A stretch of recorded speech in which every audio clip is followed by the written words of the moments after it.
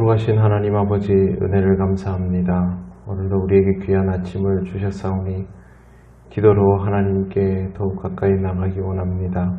성령님 우리를 인도하여 주시옵소서. 예수님 이름으로 기도드립니다. 아멘. 찬송가 369장 하나님께 찬양드립니다. 죄짐 맡은 우리 구주 어찌 좋은 친군지 걱정 근심 무거운 짐 우리 주께 맡기세. 주께 고함 없는 고로 복을 받지 못하네. 사람들이 어찌하여 아뢰 줄을 모를까. 시험 걱정 모든 괴로움 없는 사람 누군가. 부질없이 낙심 말고 기도드려 아뢰세. 이런 진실하신 친구 찾아볼 수 있을까. 우리 약함 아시오니 어찌 아니 아뢰일까. 근심 걱정 무거운 짐 아니 진자 누군가. 피난처는 우리 예수 주께 기도드리세. 세상 친구 멸시하고 너를 조롱하여도 예수 품에 안기어서 참된 위로 받겠네. 아멘.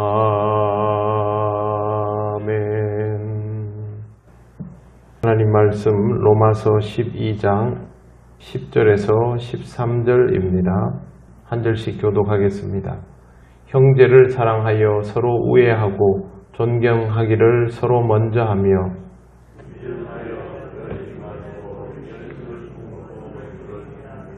소망 중에 즐거워하며 환난 중에 참으며 기도에 항상 힘쓰며 쓸 것을 공급하며 손 대접하기를 힘쓰라.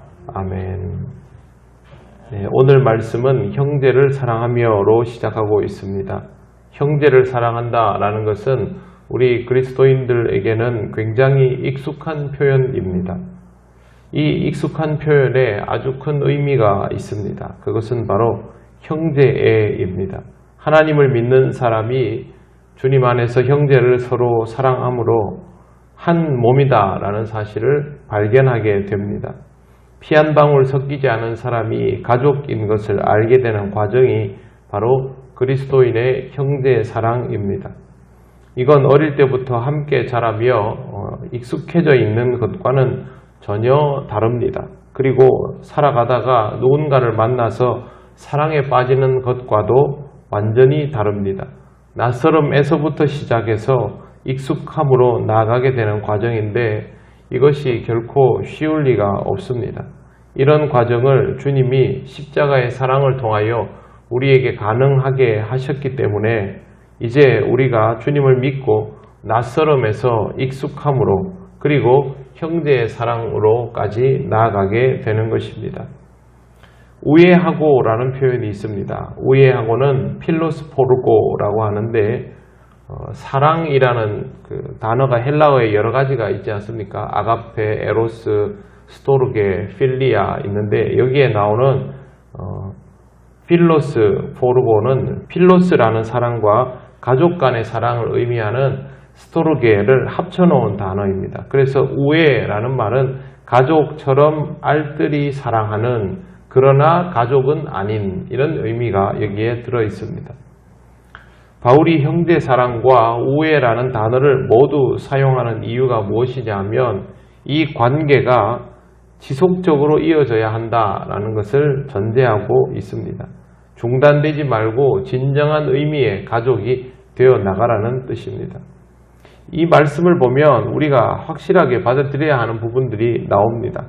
그리스도 안에서 믿는 자는 서로를 사랑하여야 하고 이 사랑은 작아지거나 멈춰지는 것이 아니라 지속성을 가지고 점점 커져가야 한다라는 것을 알 수가 있습니다.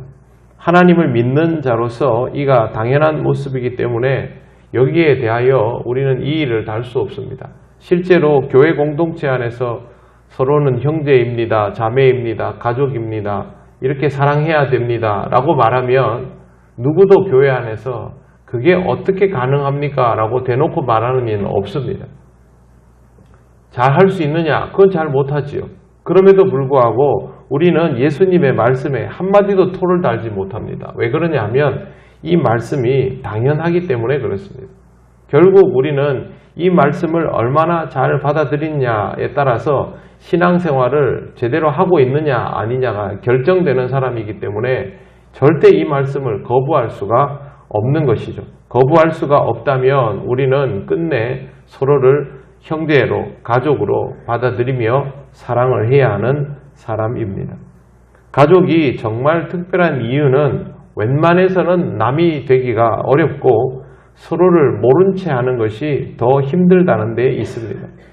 그리스도인이 서로를 가족으로 느껴가기 시작하면 웬만해서는 모른 채 하기가 어렵고 남이라고 여기기가 더 어려워집니다. 아주 자연스럽게 가족의 개념을 가지게 되는 것이죠. 가족은 어떤 의미가 있냐 하면 상황과 조건에 상관없이 관계성이 항상 유지되는 특징이 있습니다. 여러분 명절에 가족, 친지들, 자녀들, 부모님 만나면 어떻습니까? 1년 만에 한 번 보고 몇 달 만에 한 번 보고 이러면 좀 서먹서먹해지고 낯설어집니까? 가족은 전혀 그렇지 않습니다.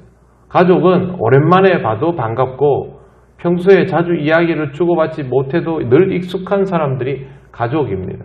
이러한 개념이 바로 우리 신앙 공동체 안에서 자연스럽다라는 것입니다.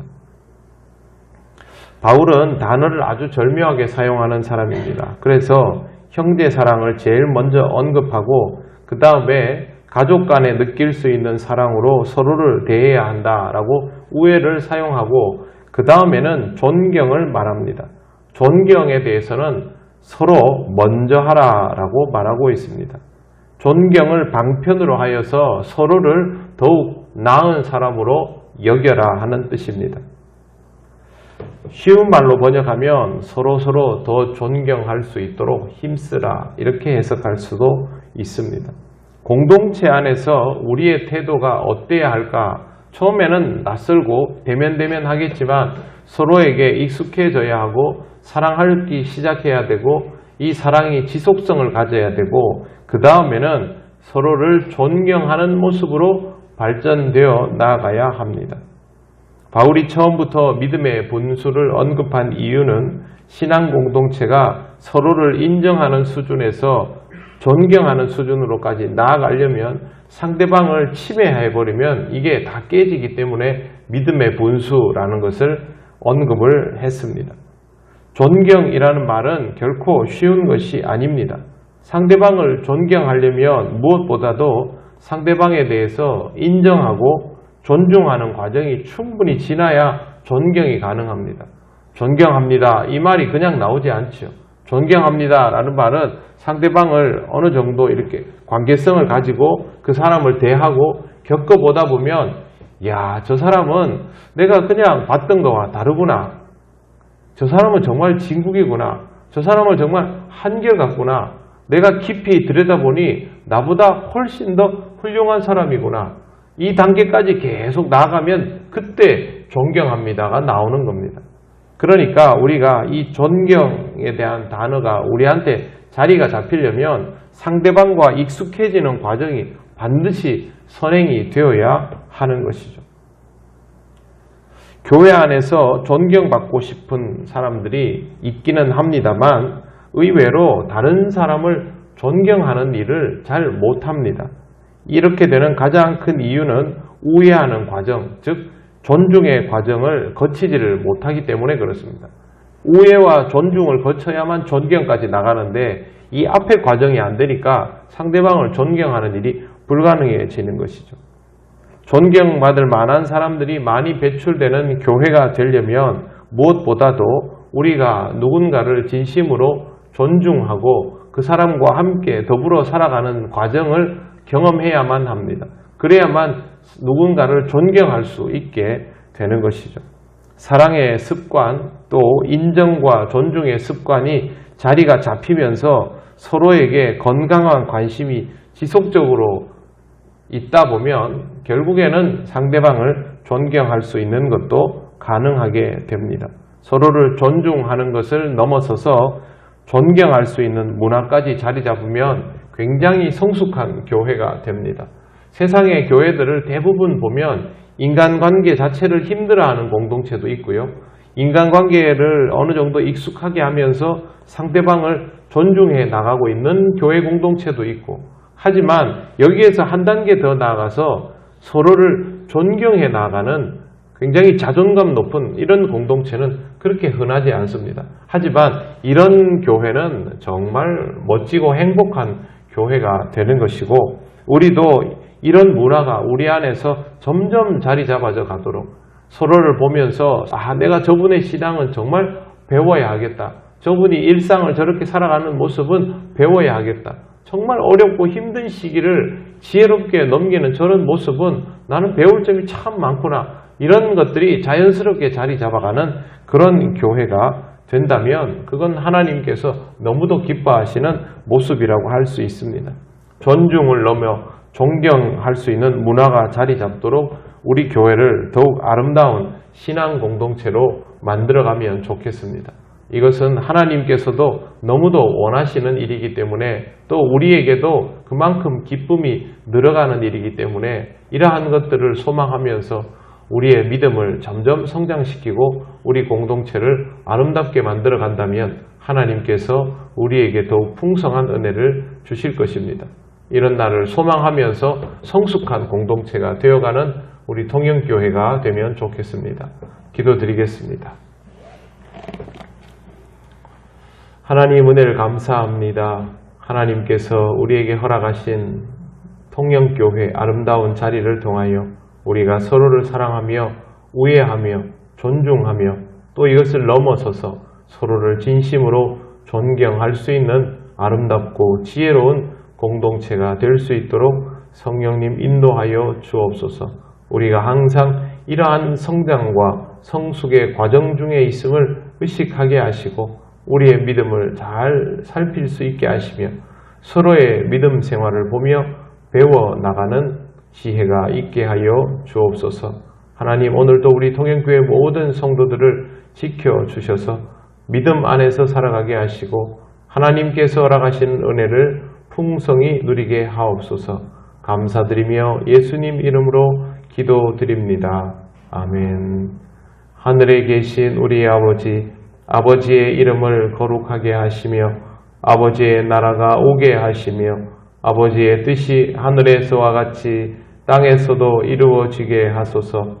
오늘 우리에게 일용할 양식을 주시고 우리가 우리에게 잘못한 사람을 용서하여 준 것 같이 우리 죄를 용서하여 주시고 우리를 시험에 빠지지 않게 하시고 악에서 구하소서. 나라와 권능과 영광이 영원히 아버지의 것입니다. 아멘.